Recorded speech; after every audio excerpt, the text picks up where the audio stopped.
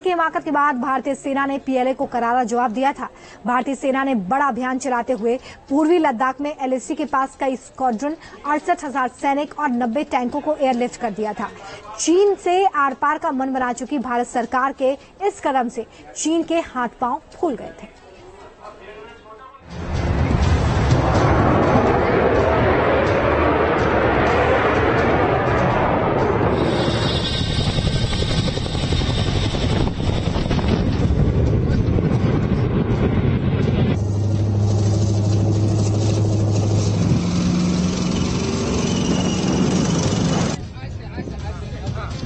साल 2020 15-16 जून की दरमियानी रात पूर्वी लद्दाख की गलवान घाटी में बीजिंग के लाल बादशाह की बुज़दिल फौज की हिमाकत को हिंद के वीरों ने नाकाम कर दिया था।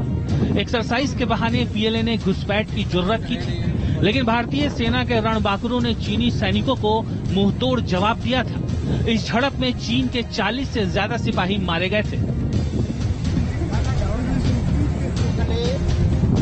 गलवान की इस झड़प के बाद भारत सरकार एक्शन मोड में आ गई थी।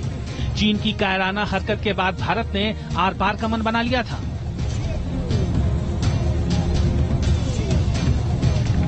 पीटीआई ने रक्षा सूत्रों के हवाले से बताया है, इंडियन एयरफोर्स के ट्रांसपोर्ट विमानों के बेड़े ने एक स्पेशल मिशन के तहत एलएसी के दुर्गम क्षेत्रों में इमरजेंसी डिप्लॉयमेंट के लिए सैनिकों, हथियारों और सैन्य साजो सामान को बेहद कम वक्त में पहुंचाया था।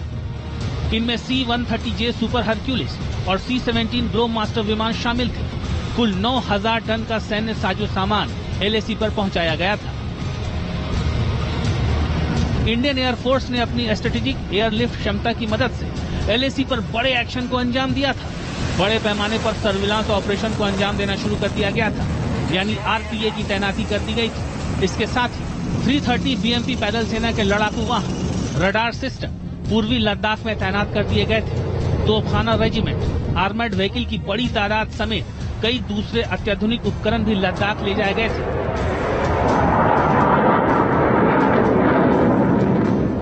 गलवान घाटी के बाद भारत ने यह समझा कि चीन को जवाब देने के लिए, उसको मुंहतोड़ आंसर देने के लिए चीन की भाषा में ही बात करनी पड़ी। और यही वजह है कि यहां पर इंडियन एयरफोर्स ने पहला स्टेप लेते हुए बहुत तेजी से मोबिलाइजेशन शुरू कर दिया।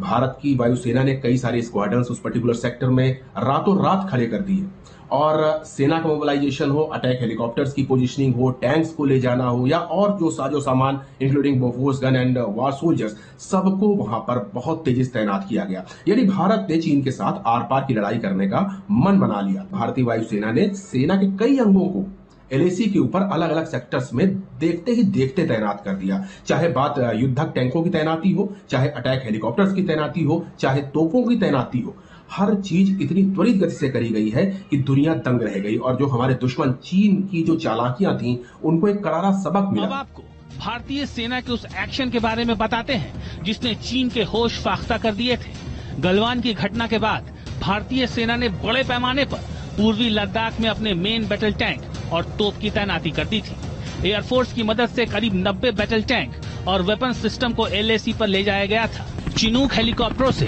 M777 अल्ट्रा लाइट होविजर तोप और T-90 और T-72 टैंकों को एयरलिफ्ट कर पूर्वी लद्दाख में तैनात कर दिया गया था। इसके अलावा सेना ने अरुणाचल प्रदेश में अपनी यूनिट्स को बड़ी संख्या में अमेरिका में बने किसी भी क्षेत्र में तैनात होने वाले आर्मर्ड व्हीकल, इजराइल से मिली 7.62 mm Negev light machine gun और कई दूसरे घातक हथियारों से लैस कर दिया था। पूर्वी लद्दाख में एयरफोर्स ने कई सर्विलांस रडार तैनात कर दिए थे। इसके साथ ही एलएसी के करीब सतह से हवा में मार करने वाली मिसाइलों को भी डिप्लॉय किया गया था।